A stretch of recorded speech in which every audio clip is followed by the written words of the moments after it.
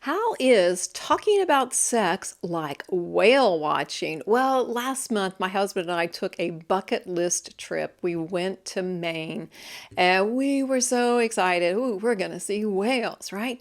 We had some surprises along the way, like 50 miles of fog.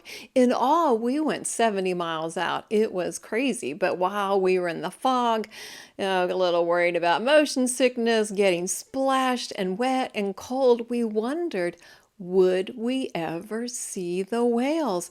But thankfully, the captains, the pilots of the ship, they knew where to take us. And lo and behold, right when we had almost given up hope, there were whales, and it was just majestic and thrilling, and just that wonderful knowing, locking eyes with my spouse, and like, oh my gosh, can you believe this? It's like we communicated that without even saying the words. So I want to tell you that if talking about sex has felt like, will we ever get through it? Will we ever see the end result? It is worth it. And today I am going to give you step one so you get out of that fog of confusion about what to say and when to say, and you get to that place of thrilling and shared connection. Today's question is, why is it so hard to talk about sex, even in marriage? And just like my trip, those conversations were surrounded by fog, but I want you to get to a place of closeness. And if it's hard to see it along the way, we are going to find what your way is. So I'm going to tell you 3 reasons that it might be difficult for you, and then your step one that you can do today. Here we go. First reason that it is difficult to talk about sex is shame from your past. Now, maybe that word shame you're not even familiar with, but certainly it's that feeling deep inside where you like want to hide from a topic or a situation or a person. And certainly with sex, there are a lot of negative messages out there. Maybe you grew up in a family that was like, shh, we don't talk about that. We don't think about that. And church messages can be very religious and say all of the no's and forget to mention the yeses that God has to celebrate in marriage. And even culture, oh my goodness, you can go from the extremes of the Hallmark overly romanticized version of intimacy to the pornography, devastating, distorted image. Culture is full of negative messages. So, right there, you could be overwhelmed. There is a lot that has already happened in your life, whether you have seen it or identified it. Also, you might have had your own hurtful experiences about sex. This goes through the whole gamut. Also, yes, of course, as I mentioned, pornography, human trafficking happens. It's so much more prevalent than we are aware of. Sexual abuse happens, but maybe that's not your situation, but still, you have internalized a lot of hurt. I mean, I have talked with women who were virgins when they got married, but they had been bullied because of that. So they had an additional realm of stigma around sex. I know, it's just crazy. And the good girls don't even think about it mindset. I've heard that in the church. I've also heard it in modern culture. And if they're saying all the no's and they're not saying the yeses, then that is going to get you off to a wrong spot. So shame about sex causes you to hide and minimize, blocks your connection. What is the second reason that it's difficult is that you don't know God's truth. You've probably heard something very religious and it's not showing you what the good is that God designed. It is rarely taught. And God wants you to know how blessed sexual intimacy in marriage is, how nurturing it is. It is benefits for your whole person, spirit, soul, and body. It's not just a physical act. There is bonding that strengthens your marriage. And maybe you said no when you needed to, but you didn't know how to say yes and fully give yourself to sex. So, not knowing that truth has interrupted your enjoyment of sex. A third reason it's difficult is because you might have a need, a deficit for trust in your marriage. Let me explain that a little bit. Typically, couples are dating, everything's spontaneous, the emotions, the hormones are high. It's just this whole roll of a wave. I won't say a roller coaster, but it just kind of boom takes over. And then you get married and you start stepping into all of those responsibilities, and you don't realize, oh, I have to learn some intentional things.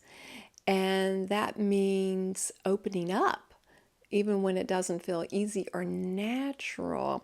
So we often avoid vulnerability and we don't share our deepest thoughts, our feelings, our needs. Your spouse is not a mind reader, so they don't know what you're struggling with or what you want. And sometimes it's a self-worth issue that is interfering with you being able to develop trust.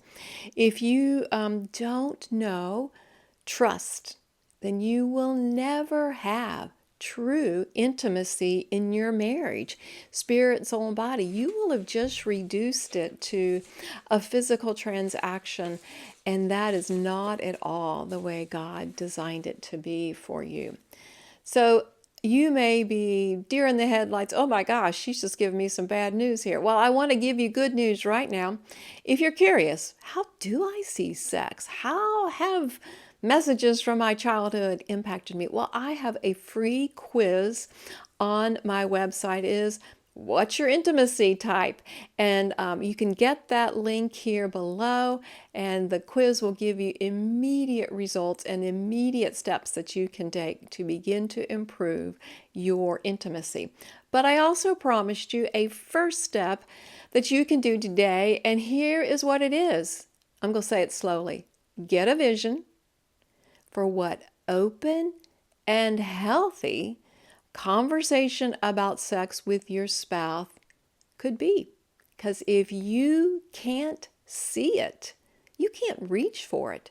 You won't have motivation to get there. So you have to see what could open and healthy conversation about sex look like. So I'm just nudging you a little bit with that, but I do have some specific things for you to do. Actually, 5. I'll go through these pretty quickly. First of all, give yourself permission to believe that things can be different. Could be different, could be different, could be different. You have to acknowledge the way it has been isn't the way that you want it to stay. We have to release some lies that we are always going to struggle and this is just who we are. No, no, no, no. Not true. Not true. If you want to partner with what God says, those are lies. You get to choose to see intimacy is something we can grow into, that we can heal, that we can increase. Even if you haven't experienced it yet, I promise you, it is still available to you. Number 2, create a new vision for your relationship. What does this look like? Picture what it would feel like when you're having that talk with your spouse openly, without fear, without shame. And I don't know, I'm doing this whole shoulder thing. I think I'm flirting in the way I'm picturing it. So I hope that that will jumpstart you as well. I want you to imagine that sex can be safe, not just in do you have protection, but safe emotionally. And it can be playful and fun. And we want it to be meaningful and bring bonding and not a battleground. So let that vision stir you up and move you forward. A third thing I want you to keep in mind, take one tiny step forward. Share one thought of hope with your spouse. It doesn't have to be sexual. It just has to be honest. Start getting real in a way that is gentle, not critical, but that can bring more closeness and freedom. You could say something like, I want to feel more connected in our marriage. And this is going to open the door without overwhelming either one of you. Okay, number 4, shift from silence to curiosity. I explained shame as one of those scenarios where you begin to shut down, and it's usually gradual. You might not have even recognized that it was happening, but silence is not your friend. People are telling me, oh, I'm keeping the peace. Well, no, you're really not. You're keeping resentment boiling inside and causing rejection in your spouse. I mean, silence is rarely golden. So we want to find loving ways to share the things that we are thinking. So instead of fearing a conversation, you can begin with those gentle questions. I know I've said that. I am repeating myself here. What helps you feel most connected to me? Ask your spouse and be ready to give that kind of answer in return. Curiosity creates safety, and safety invites deeper sharing. So you want to feel safe and you want to share more, because that is going to be the sweet spot of getting past this awkwardness. All right, I have a 5th and final step for you. Remember, trust grows in small doses. So you're not going to solve everything in the talk. We got to talk. Oh, come on. Just little talks, little bits of honesty, little bits of getting closer until you're ready for that, because you could scare each other off if you try to do too much at one time. The very first step is proving that it's safe to begin. And when you do these little things, you are creating that place of safety. And remember, God is for you and you are not alone. So just like my whale watching trip, and there was miles and miles of fog, and we wondered if we'd ever see anything. But once we got to the right spot and the whale appeared, it was amazing. And I believe that as you are doing this work, as you're talking about sex, even though it feels like a fog, when you take these steps, you will see the beauty of God's creation. Intimacy, wow, can bring connection and joy, and it will be absolutely worth it. So if you are new to my YouTube channel, will you please like and subscribe and share? Because I don't mind talking openly about sex from God's point of view. And as a Christian, I know that He has only good for you. Thanks so much for joining me today. And remember, God's design for a thriving marriage is an intimate connection in spirit, soul, and body.